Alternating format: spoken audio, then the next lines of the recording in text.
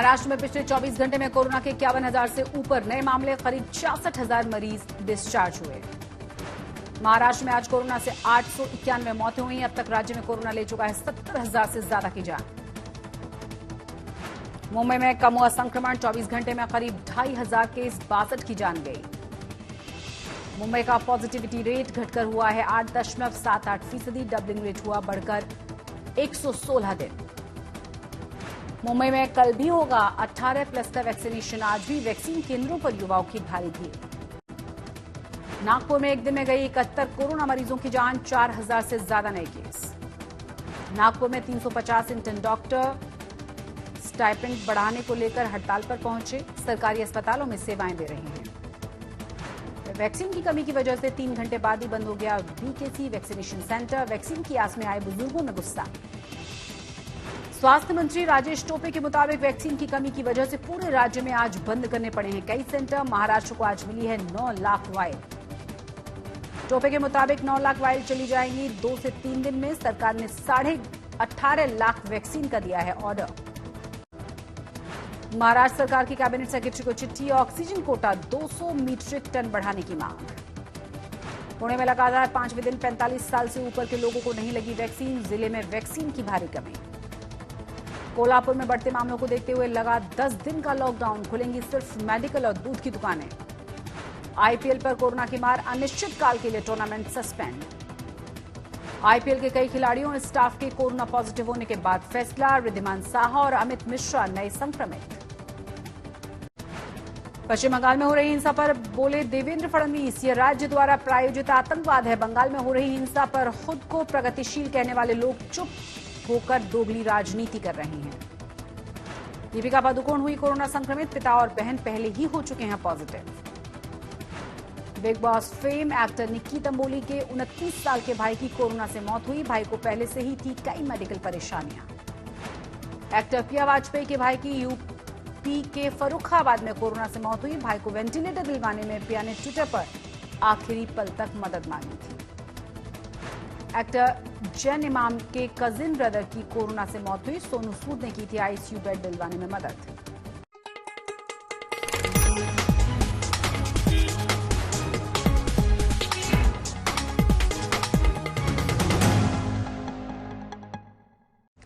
मुंबई में बीएमसी ने एक पहल की है ड्राइव इन वैक्सीनेशन की। कार में बैठे बैठे ही बुजुर्ग और दिव्यांगों के वैक्सीन लगाई जा रही है।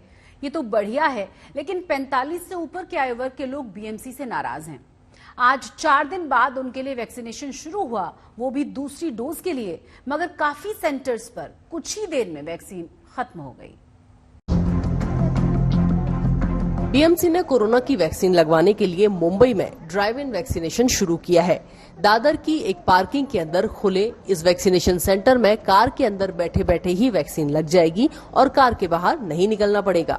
इस वक्त हम मुंबई में दादर स्थित एक पार्किंग लॉट में हैं। इस पार्किंग लॉट को आज से वैक्सीनेशन सेंटर के रूप में शुरू किया गया है। ड्राइव इन फैसिलिटी है, इसलिए आप पीछे देखेंगे गाड़ियों की लंबी कतार है और सीनियर सिटीजन जो है मुंबई के, वो यहाँ पर वैक्सीनेशन लेने के लिए आ रहे हैं। तो रजिस्ट्रेशन करने के बाद यहाँ पर जो बूथ है वहाँ पर वैक्सीनेशन आपको दिया जा रहा है और साथ ही साथ वैक्सीनेशन आप जब कंप्लीट करेंगे यहाँ पर, तो उसके बाद लेफ्ट में एक जगह बनाई गई है, वहाँ पर ऑब्जर्वेशन एरिया रखा गया है। आधे घंटे तक सीनियर सिटीजन वहाँ पर रुक सकते हैं वैक्सीन लेने के बाद।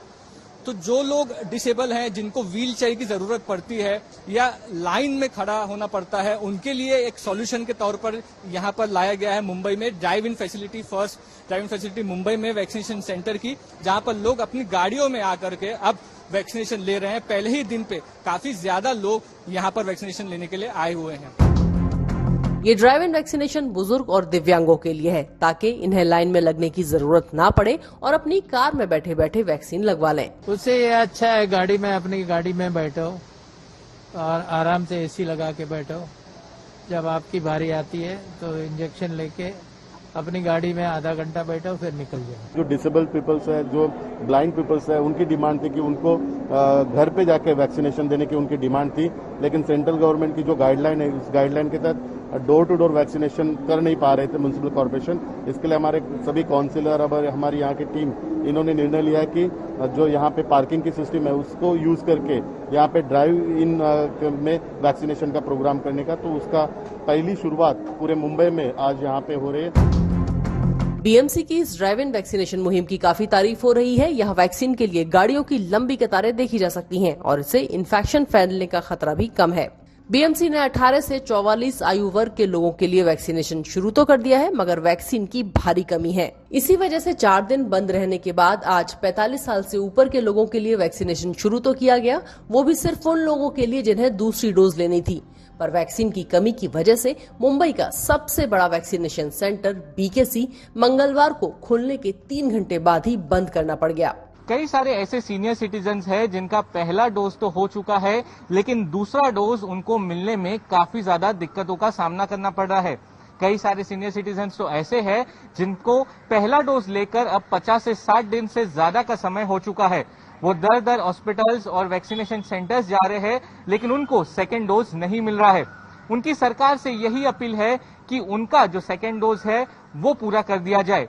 एक्सपर्ट्स का भी कहना है कि अगर ये सेकेंड डोज की प्रक्रिया पूरी नहीं हुई तो ये बैकलॉग बहुत ही ज्यादा बढ़ जाएगा।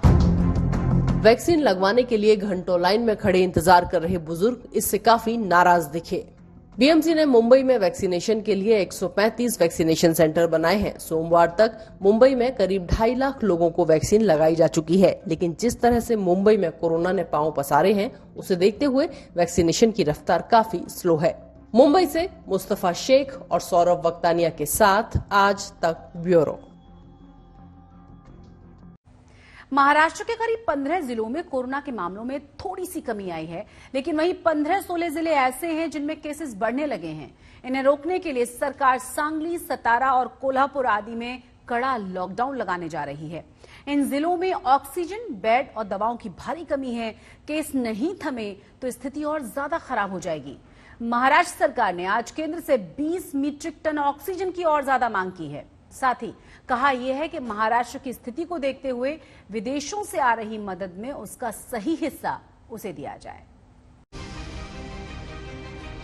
महाराष्ट्र में पिछले कई दिन से नए मामलों और रोज होने वाली मौतों के आंकड़ों में कमी आ रही है। महाराष्ट्र के स्वास्थ्य मंत्री के मुताबिक राहत की बात यह है कि मुंबई, ठाणे, धुले, नांदेड़, भंडारा, नासिक, लातूर, नंदुरबार, नागपुर, औरंगाबाद, अमरावती, रायगढ़, उस्मानाबाद, चंद्रपुर और गोंडिया समेत कई शहरों में कोरोना के मामले कम होने लगे हैं। मुंबई में पिछले 24 घंटे में कोरोना के करीब 2,500 मामले आए हैं और 5,240 लोग डिस्चार्ज हुए हैं। अस्पतालों के इंफ्रास्ट्रक्चर पर भी केस कम होने का असर दिखने लगा है।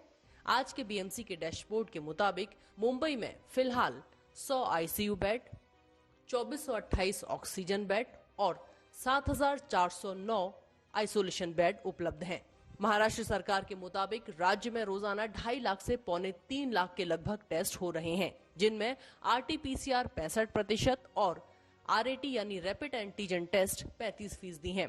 राज्य का पॉजिटिविटी रेट भी घटकर 27 से 22% हो गया है। जुलाई अगस्त के दरमियान या सितंबर के दरमियान थर्ड वेव भी आ सकती है, ऐसा केंद्र शासन ने भी राज्य शासन के वीसी में कहा है, लेकिन अभी इसकी जो प्रिपेयर्डनेस है वो करना बहुत ज़रूरी है।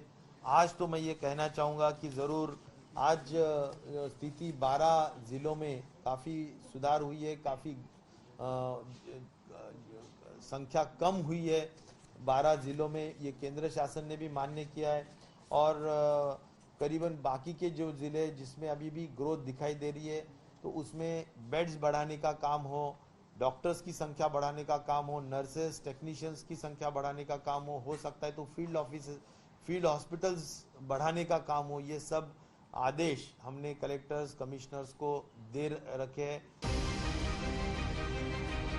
मगर सच्चाई ये है कि महाराष्ट्र आज भी कोरोना से सबसे ज्यादा प्रभावित राज्य है। यहाँ लंबे समय से ऑक्सीजन, रेमडेसिविर इंजेक्शन और वेंटिलेटर आदि की कमी है।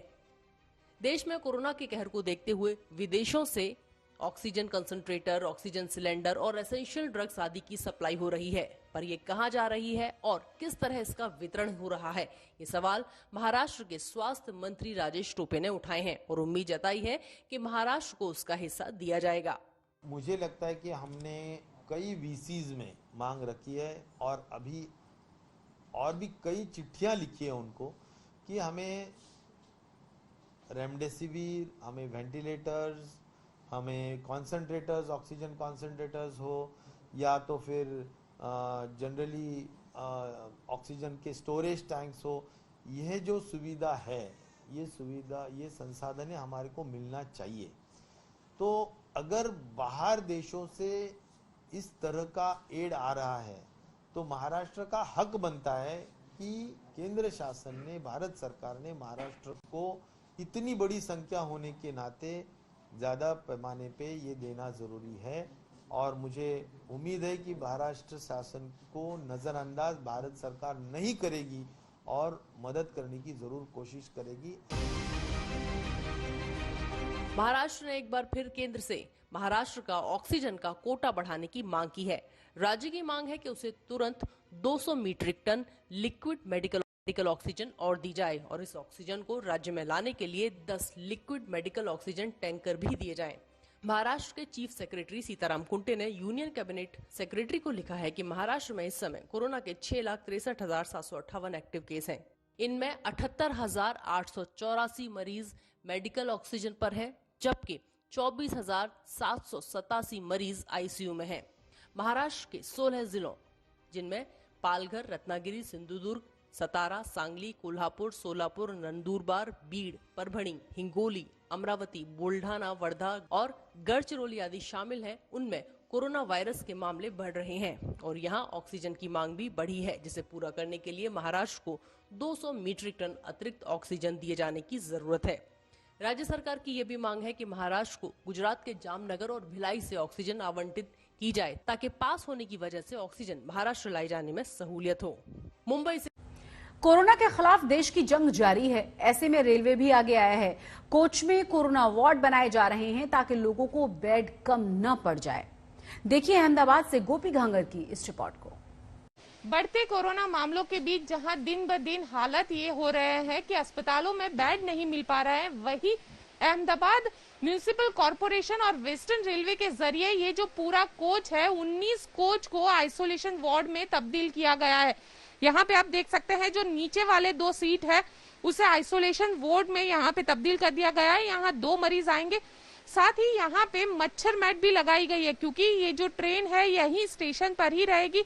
अहमदाबाद के साबरमती स्टेशन पर ही ये ट्रेन रहेगी और साथ ही जो कूलर है उसे भी लगाया गया है क्योंकि गर्मी जो है वो करीब जो 42 डिग्री को छू रही है। वैसे में सारी जो सुविधाएं हैं वो यहीं पे मुहैया करवाने की कोशिश वेस्टर्न रेलवे के जरिए की गई है। साथ ही यहाँ पे ऑक्सीजन सिलेंडर भी यहाँ पे आएंगे जो मरीज को आइसोलेशन और जिनका ऑक्सीजन लेवल थोड़ा सा डाउन है, जिनको थोड़ा सा ऑक्सीजन चाहिए, वैसे मरीज के लिए यहाँ पे ये आइसोलेशन वार्ड बनाया गया है। आप देख सकते हैं यहाँ पे जो सैनिटाइजेशन का काम है वो जारी किया गया चल रहा है फिलहाल, और यहाँ पे जो सैनिटाइजेशन है वो किया जा रहा है कि ताकि यहाँ पे जल्द से जल्द जो मरीज है जिनको बेड नहीं मिल पा रहा है, जिनको आइसोलेशन में ट्रीटमेंट नहीं मिल पा रही है, उनको यहाँ पे ट्रीटमेंट मिल जाए।